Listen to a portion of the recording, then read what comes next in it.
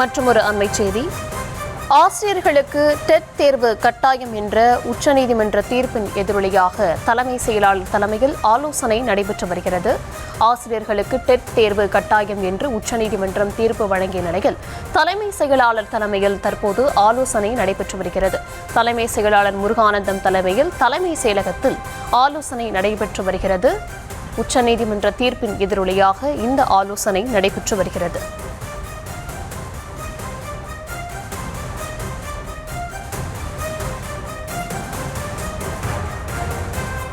சென்னை தலைமை செயலகத்தில் தலைமை செயலாளர் முருகானந்தம் தலைமையில் ஆலோசனை நடைபெற்று வருகிறது.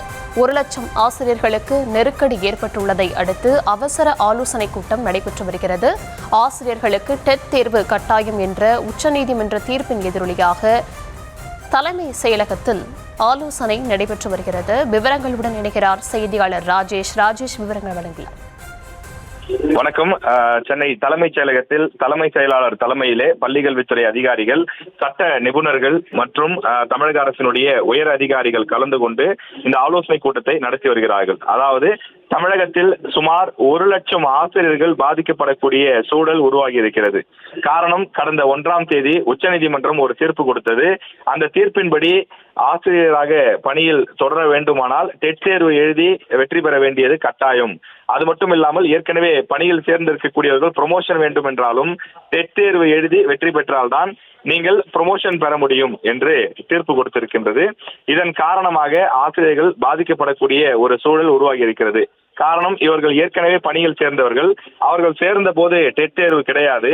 எனவே இப்போது தேர்வு எழுத வேண்டும் என கட்டாயப்படுத்துவது ஏற்றுக்கொள்ளத்தக்கது அல்ல என பெரும்பாலான ஆசிரியர்கள் கருத்து தெரிவிக்கிறார்கள். எனவே இதனை எவ்வாறு சமாளிப்பது? உச்சநீதிமன்றமே தீர்ப்பு கொடுத்திருக்கக்கூடிய காரணத்தினால் அதனை சட்ட ரீதியாக எதிர்கொள்ள வேண்டிய தேவை இருக்கின்றது. ஒரு சிறப்பு டெட் தேர்வு போல, அதாவது இந்த ஆசிரியர்களுக்கு மட்டும் ஒரு சிறப்பு டெட் தேர்வு போல வைத்து நடத்தி விடலாமா, அல்லது மேல்முறையீடு போன்ற ஆப்ஷன்ஸ் இருக்கிறதா என்பதை பற்றி பேசுவதற்கும் ஆராய்வதற்கும் தலைமைச் செயலாளர் இந்த முக்கிய அதிகாரிகளை அழைத்திருக்கிறார். சட்ட ரீதியாக என்னென்ன வாய்ப்புகள் இருக்கிறது, அதே போல பள்ளிக்கல்வித்துறை இயக்குநர்கள் அவர்கள் இந்த தேர்வை நடத்துவதற்கு வாய்ப்புகள் இருக்கிறதா என்பது போன்ற ஆலோசனைகளை வழங்குகிறார்கள். சுமார் 1 மணி நேரம் நடைபெறக்கூடிய இந்த ஆலோசனை கூட்டத்திற்கு பின்னர் தமிழக அரசு என்ன முடிவு எடுத்திருக்கிறது என்பது குறித்து நமக்கு தெரிய வரும். விவரங்களுக்கு நன்றி ராஜேஷ்.